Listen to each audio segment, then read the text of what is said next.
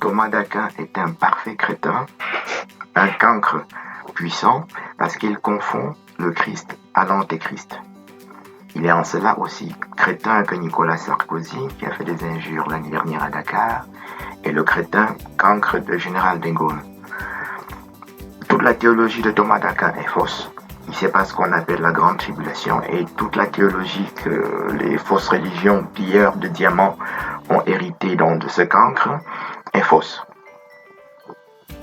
Dans cette vidéo, nous allons donc expliquer que Thomas d'Aquin est un cancre, un puissant, un parfait crétin, et que Nicolas Sarkozy crétin aussi, et Général de Gaulle crétin, sont des pillards de diamants. Et que les fausses religions que nous avons en Afrique aujourd'hui sont des fausses religions, toutes les trois fausses religions de pillards de diamants. Premièrement, dans la Bible, la Terre Sainte se dit Éthiopie-Madian, dans Exode chapitre 3. Et Madian veut dire Éthiopie dans Habakkuk chapitre 3 verset 7. Et dans toute la Bible, de l'Ancien Testament au Nouveau Testament jusqu'à l'Apocalypse, il n'y a pas d'autre Terre Sainte. Donc la Terre Sainte soi-disant en Arabie est fausse. La Terre Sainte soi-disant à Rome est fausse. La Terre Sainte Ashkenaz Abba aussi, qui sont des créateurs du Ku Klux Klan, par Albert Pike, est fausse. Et c'est pour cette petite raison qu'ils essayent d'assassiner le docteur Tuech, qui l'ont aussi enfermé en psychiatrie pendant 2 ans. Le docteur Serge Tuech est un très grand chirurgien et ça fait 20 ans qu'il n'a même pas touché un bistouri. Ça s'appelle donc nation barbare, comme nous voyons sur les cartes. Et il faut rendre un barbare selon sa barbarie. La première étape ici, c'est de rendre donc insulte pour insulte, mais chaque chose doit être rendue selon sa barbarie. Voilà. L'antéchrist que Thomas d'Aquin présente et que les fausses religions enseignent se trouve dans Apocalypse chapitre 6, versets 1 à 2 jusqu'à 3. Et on y dit, on ouvre donc le sceau, c'est le Christ qui ouvre le sceau, et il y a un cheval blanc qui apparaît, et celui qui monte le cheval, on lui donne une couronne et un arc, et il part en vainqueur pour vaincre. Vainqueur pour vaincre, c'est le nom de Christ littéralement qu'on trouve dans toute la Bible. Depuis le livre de la Genèse, Genèse chapitre 14, on voit Melchisédek, Abraham, vainqueur. Genèse 14. Dans Romains 8, on dit en toutes choses, nous sommes plus que vainqueurs. Et chaque fois qu'on voit vainqueur, dans Apocalypse chapitre 17, verset 14, on dit le Christ sera vainqueur de la guerre. Vainqueur, c'est le nom de Christ. Donc, il suffit d'ouvrir la Bible électronique et de taper vainqueur. Chaque fois, c'est attaché à Christ et aux fidèles de Christ. La couronne, principalement, n'est jamais attachée à aucun antéchrist. Donc, c'est vraiment une erreur d'une très très grande stupidité. Et c'est l'un dernier de la classe peut faire ce genre d'erreur. Et c'est pour cela que Thomas d'Aquin n'est pas même un cancre, mais un vrai idiot. C'est que vraiment quelque chose de très profond. Et les Nicolas Sarkozy comme ça et le général de Gaulle sont dans la même lignée de crétinisme, de stupidité. Donc, couronne, quand on tape aussi, on va dans Google, on tape on tape la Sainte Bible dans Google et on choisit une Bible n'importe laquelle, on tape couronne. La couronne est chaque fois attachée à Christ, jamais attachée à aucun antéchrist. Donc l'antéchrist de Thomas d'Aquin est faux pour cette raison-là aussi. Parce que donc, ils ont pris l'antéchrist dans Apocalypse chapitre 6, versets 1 à 2, 3. Et ils pensent que la couronne, c'est l'antéchrist. Mais couronne dans toute la Bible, quand vous trouvez dans cette Bible électronique que vous avez choisi, vous tapez couronne, vous verrez que le premier antéchrist, comme ça du temps d'Abraham, dans Genèse chapitre 12, c'est Pharaon. On ne parle pas de la couronne de Pharaon. Jusque dans le livre d'Exode, du temps de Moïse, jamais on parle de la couronne de Pharaon. Les antéchrists même du temps de Noé, qui faisaient les géants, qui étaient des rois du temps de Noé, des géants. Dans le Genèse chapitre 6 du temps de Noé, les géants, on ne parle pas de leur couronne. Il n'y a aucun géant, on les appelle dans le temps d'Abraham, on les appelle Amoréens, etc.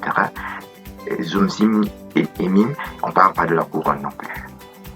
Les 5 rois que Abraham renverse dans Genèse 14, qui sont dans les antéchrists, qui est dans la Homère, qui pratique l'usure et l'esclavage, on ne parle pas de sa couronne, on parle de la couronne de personne.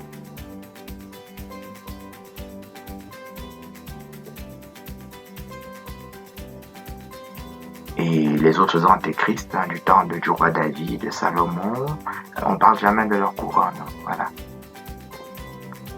l'antéchrist comme du temps de Daniel, qu'on appelle Nebuchadnezzar. Dans tout le livre de Daniel, du Daniel chapitre 1 jusqu'à chapitre 12, on ne parle pas de la couronne de personne. Daniel est en captivité à Babylone, qu'on appelle Shinéar, et Nebuchadnezzar, c'est le premier antéchrist du temps de Daniel, et on ne parle pas de la couronne de Daniel, de Nebuchadnezzar. Avant la déportation de Daniel, il y a la déportation des 10 tribus nord par Salmanazar, qu'on trouve dans 2 Rois, deuxième livre des Rois, chapitre 17, verset 1 jusqu'au verset 24. On trouve la couronne de Salmanazar nulle part. Voilà. Dans le livre des Chroniques et dans le livre des Rois, on cite plusieurs antéchrists aussi, Sanchérib, Tilgat-Pilnézer, etc. Jamais on parle de leur couronne. Donc, la couronne que nous voyons ici dans l'Apocalypse, chapitre 6, versets 1 à 3, est une couronne qui est réservée au Christ et aux fidèles en Christ. Mais, comme je viens de le faire ici, une courte exégèse, dans le Nouveau Testament non plus, on ne trouve pas de couronne d'antéchrist. Christ est jugé pendant sa passion, il est jugé devant Pilate, devant Hérode, et si vous tapez Hérode dans la Bible électronique, vous ne verrez pas de couronne attachée à Hérode. Si vous tapez Pilate, vous verrez la couronne attachée à Pilate nulle part. Je donne cet exercice pour ceux qui ne sont pas chrétiens ou catholiques ou des choses comme ça. Mais pendant les festivités de la Pâque, la messe chrismale, la messe, on lit la Passion de Christ, la messe des rameaux, et on voit nulle part la couronne dont les protestants, tout le monde sait qu'il n'y a pas de couronne attachée à ces personnes-là. Hérode n'a pas de couronne, Pilate n'a pas de couronne. Ni dans l'Acte des Apôtres, Pilate est frappé et meurt pendant le livre des Actes des Apôtres, et là non plus, on ne parle pas de sa couronne. Donc aucun antéchrist, ni dans l'Ancien Testament, ni dans le Nouveau Testament, n'a de couronne. Donc une grosse erreur de l'antéchrist. Dans cette vidéo, nous avons vu plusieurs images que j'ai sélectionnées exprès pour répondre à Nicolas Sarkozy-Crétin. Donc l'Égypte s'appelle pays de Cham. Dans Psaume 106, versets 21 à 22, on dit Égypte, pays de Cham. Dans Psaume 105, verset 23, on dit Égypte, pays de Cham. Dans Psaume 105, verset 27, on dit Égypte, pays de Cham. Dans Psaume 78, verset 51, on dit Égypte, pays de Cham. Dans Psaume 105, verset 23 à 27, donc, on dit encore Égypte, pays de Cham. Et donc, dans 144 endroits, l'Égypte est le pays de Cham.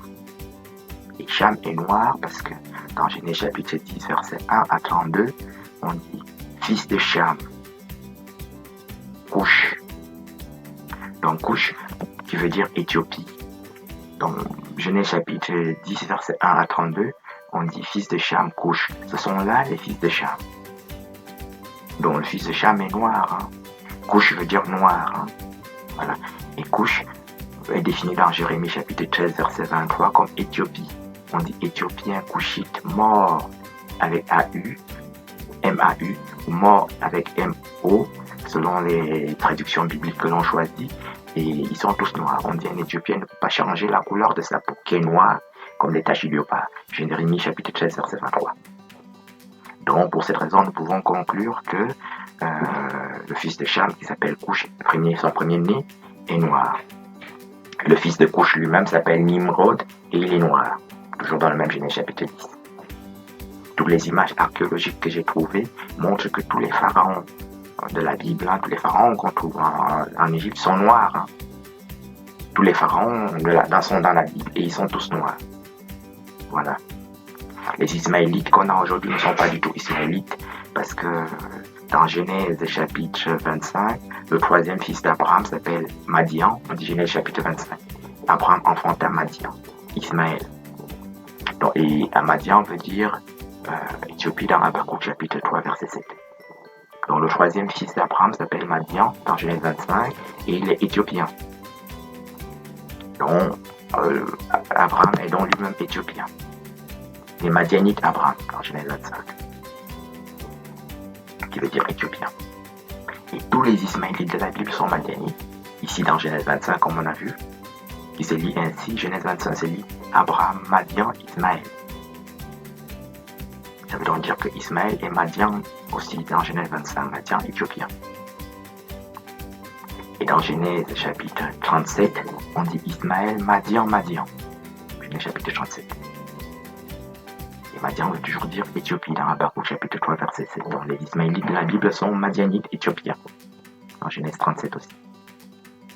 Et dans Genèse, dans le livre des Juges chapitre 8, Ismaël est Madianite à 7 reprises. Même plus. On dit Ismaël, Madian, Madian, Madian à plus de 7 reprises.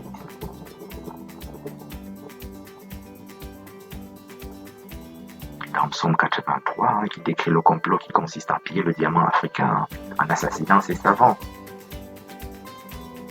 Le docteur Tuesh est poursuivi pour être assassiné. C'est décrit dans Psaume 83. Et dans ce Psaume 83, Ismaël est aussi décrit comme Madianite. Psaume 83 et le livre de Joël chapitre 3 décrit le complot ashkénaze pour piller le diamant africain à travers le Ku Klux Klan. Le Ku Klux Klan est une création d'Albert Pike, qui est un ashkénaze, qui est aussi par ailleurs le père de la franc-maçonnerie, qui a une technique qui sert à abrutir toute l'Afrique et à abrutir toute l'humanité. Parce que maintenant, tu as toute la moitié de l'Afrique, 100% des Africains qui sont dans la franc-maçonnerie, qui sert donc à tuer les Sankara. Ce sont des crimes commandités par Jacques Attali, qui est le chef du pillage du diamant africain. Voilà. Jacques Attali, donc, qui est le vrai président en France, qui est aussi responsable de la franc-maçonnerie française, qui pille donc tout le diamant africain, du nord jusqu'au sud. Même les pays développés, en Afrique comme l'Afrique du Sud, etc., on pille leurs diamants. Voilà.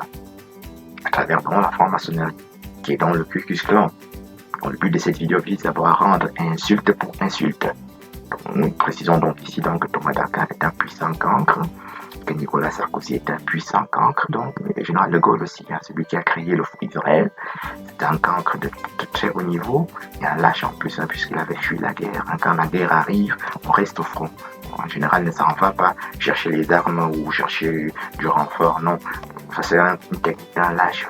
C'est lui qui a créé le faux Ku Klux Klan ashkénaze, qui assassine les gens aujourd'hui. Donc, Tuesh a été enfermé en psychiatrie pendant 2 ans par des ashkénazes.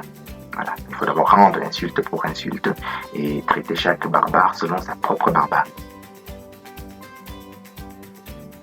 Donc Ismaël est Madianite dans Genèse 25, Madianite dans Genèse 37 et Madianite dans Juge chapitre 8.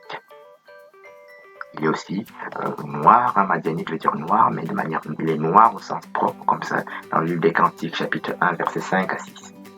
On dit noir, Kédar, peau noire. Cantique des Cantiques, chapitre 1, versets 5 à 6. Noir, Kédar, peau noire. Kédar, c'est le premier fils, ou sinon le deuxième fils d'Ismaël dans Genèse 25, verset 13. Fils d'Ismaël, etc. Et Kédar est quasiment son premier ou son deuxième fils. Et il est précisé donc ici dans Cantique des Cantiques comme étant noir, peau noire, c'est-à-dire 2 fois noir. Donc tous les Ismaélites contre dans toutes sortes de fausses religions, dans toutes sortes de fausses destins, ça s'appelle des pillards amalécites. Dans 1 livre des Chroniques, chapitre 12, verset 21. Les amalécites dans la Bible, c'est Amalek, c'est Ashkénaz. Donc on dit il y aura guerre de l'Éternel contre Amalek d'éternité en éternité. Donc ce sont des assassins qui font le Ku Klux Klan. Le Ku Klux Klan vise à assassiner chaque noir qui sait lire et écrire et qui est capable de décrire le complot tel que je le décris ici. On les assassine extrêmement tôt, ou on les enferme dans les prisons psychiatriques, ou on les assassine aussi incognito. Et il faut rendre donc au barbare selon sa barbarie.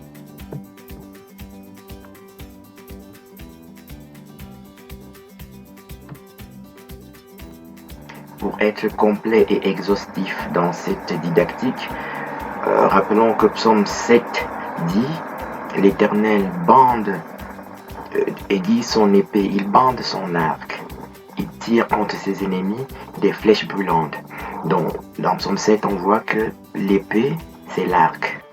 Donc l'arc, comme nous avons vu donc dans Apocalypse 6, verset 1 à 3, est une épée aussi. Et l'épée, c'est le nom de Christ.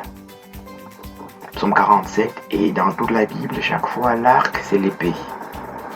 Donc l'arc, c'est exactement l'épée, et l'épée, c'est le nom de Christ qu'on appelle, dans Éphésiens chapitre 6, l'épée de l'esprit. L'esprit veut dire le feu. Il s'agit littéralement d'une épée de feu, qui est donc le Christ, personnellement. Et la parole est une épée Dans Apocalypse 19 aussi. Et dans toute la Bible donc. Psaume 45, c'est ce que les catholiques chantent pendant les festivités de l'Assomption. Il y est dit donc, on dit, Saint ton épée, ta parure et ta gloire, oui ta gloire. Tes flèches sont aiguës, dont l'épée tire des flèches. Dans Psaume 45 aussi. Nous avons pris dans Psaume 7 et Psaume 45, mais il y a 144 exemples qui disent ce que je viens de dire ici. Donc l'arc et l'épée, c'est la même chose. Et c'est le nom de Christ littéralement. Éphésiens chapitre 6, c'est la 6e arme du combat. Qui est donc une épée de feu, dite épée de l'esprit. Et la 7e arme du combat que nous présentons ici pour la première fois, elle s'appelle les noces de l'agneau.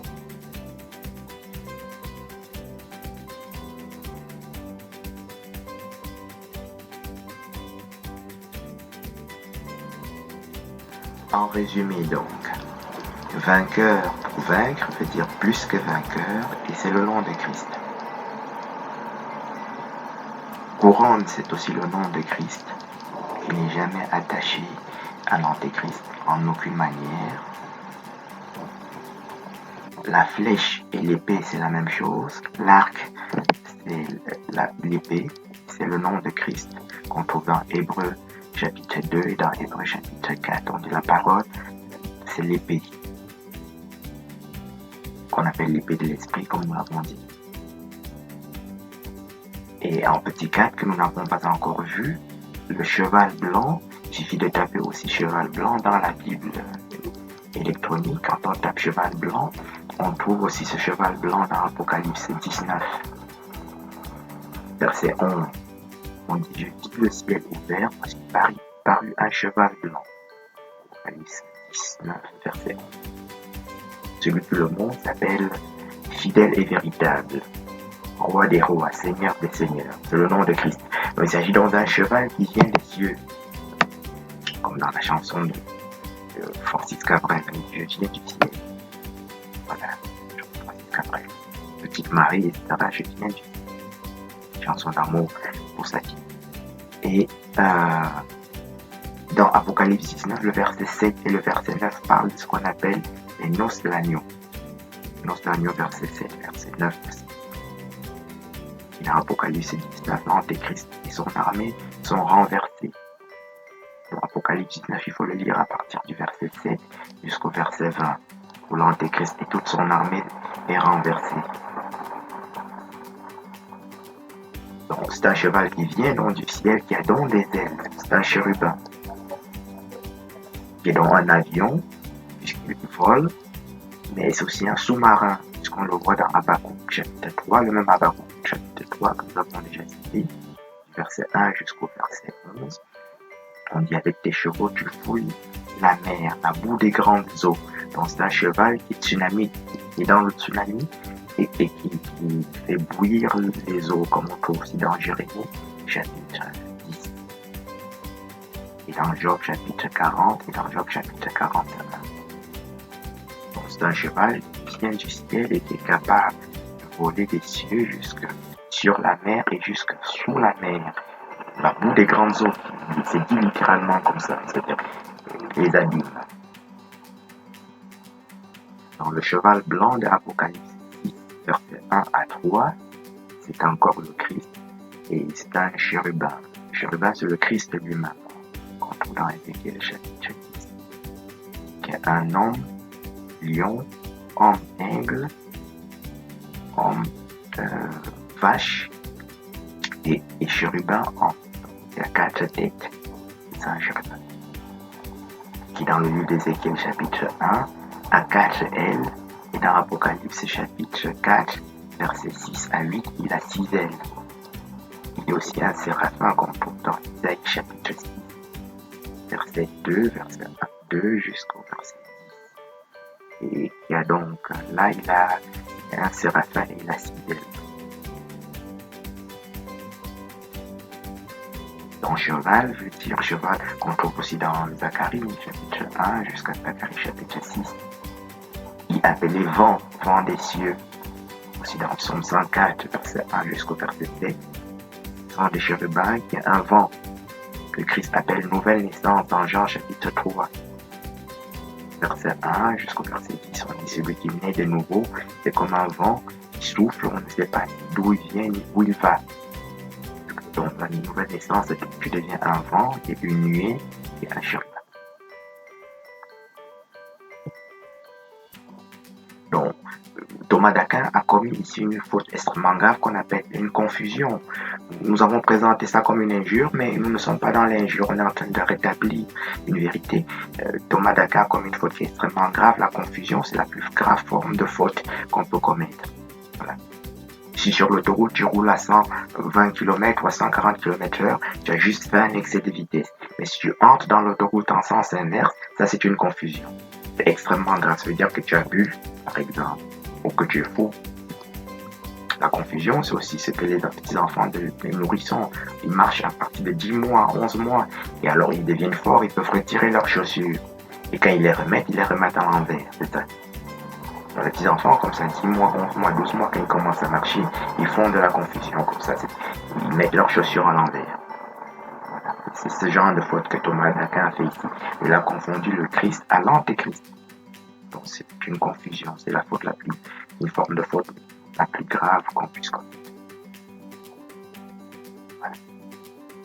Ça lui donne donc un âge d'un nourrisson. Donc, l'histoire que les gens chantent avec l'ancien Saint Thomas d'Aquin, priez pour nous, et ils sont embarqués dans la même confusion, ce qui est vraiment terrible. Pour revenir à l'histoire des Ismaélites, les Ismaélites sont aussi noirs parce que la maman d'Ismaël, dans Genèse chapitre 16, c'est Agar. Genèse chapitre 16, verset 1 jusqu'au verset 15 et 16, on dit Agar égyptienne enfanta à Abraham Ismaël. Agar égyptienne au verset 1 de Genèse 16. Et Ismaël, Abraham enfanta Abraham Ismaël au verset 15 et 16. Et comme nous l'avons vu un peu plus tôt, donc les Égyptiens sont noirs par 144 versets dans la Bible. En particulier dans Psaume 105, verset 23, Psaume 105, verset 27, Psaume 106, verset 21 à 22, Psaume 68, verset 50. Voilà, on prend les trois exemples. Donc Agar égyptienne veut dire donc égyptienne noire.